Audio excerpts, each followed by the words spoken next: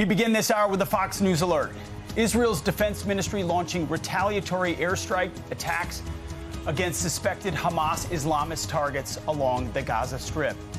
This just after the Israeli prime minister declared war following Islamists infiltrating Israeli territory in a multi-front surprise terrorist attack against civilians. The White House is now responding. National Security spokeswoman addressing the attack, saying, quote, the U.S. unequivocally condemns the unprovoked attacks by Hamas terrorists against Israeli civilians. There is never any justification for terrorism. At least 22 Israelis are dead and more than 500 have been hurt. Trey Yingst is live on the ground in southern Israel with the latest. Trey. Absolutely. We're getting new numbers in just now indicating that at least 40 Israelis are dead, more than 700 wounded, and dozens taken hostage into the Gaza Strip. Right now, off in the distance, there is an Israeli attack helicopter firing missiles into the northern part of the Gaza Strip. We've heard explosions from fighter jets that are targeting Hamas positions.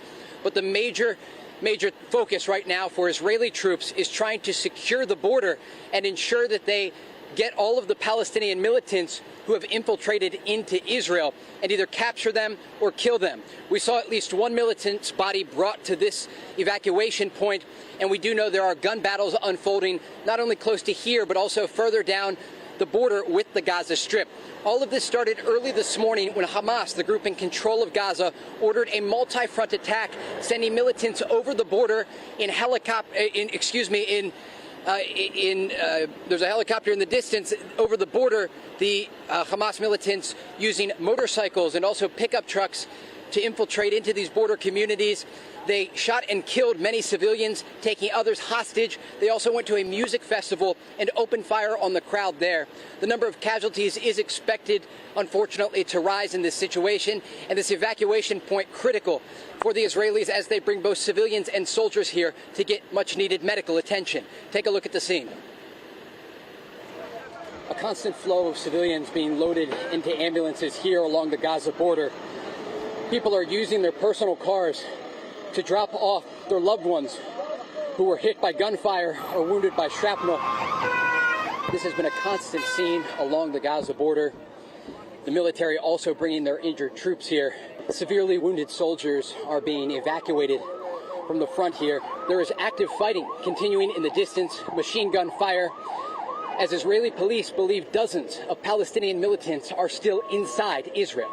There are drones buzzing overhead, attack helicopters in the sky, and explosions every few seconds. A war has erupted between Israel and Gaza. Today, Israeli Prime Minister Benjamin Netanyahu released a statement saying, citizens of Israel, we are at war. That's exactly what we have seen throughout the morning and the day here in southern Israel. Just a few moments ago, jeeps of soldiers kitted out, prepared for ground operations just past, headed toward the Gaza border. Again, there's an understanding that there are Palestinian militants currently taking hostages and fighting Israeli soldiers in southern Israel. They have retained territory following their operation this morning, and the Israeli response, we are told, is just beginning. Back to you. Trey, I've seen images this morning of entire Jewish Israeli families slaughtered in their own homes. This was a surprise attack inside communities in the south of Israel, largely rural communities they're used to the rocket attacks. An Iron Dome, normally their missile defense system can block them. But you're saying the volume of 2,000 to 3,000 missiles overwhelmed that.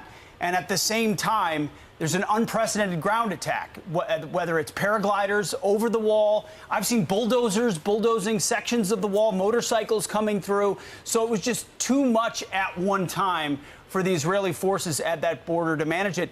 And can you speak to, are there ongoing, so there's territory right now controlled by Hamas or neighborhoods in the south of Israel where Israelis are still under threat?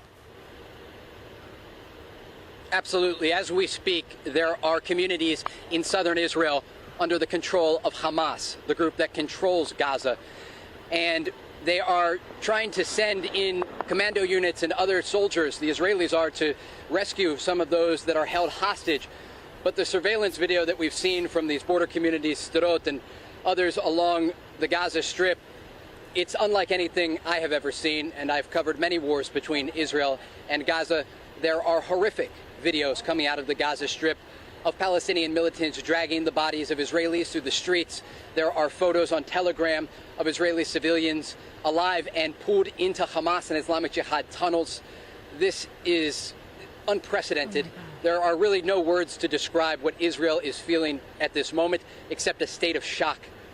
Yeah. And there is an ongoing response right now by the military to try to rescue some of these hostages in the southern part of the country. Well, speaking of the unprecedented situation and the shock that people are feeling right now, you do have to wonder how the international community is going to respond.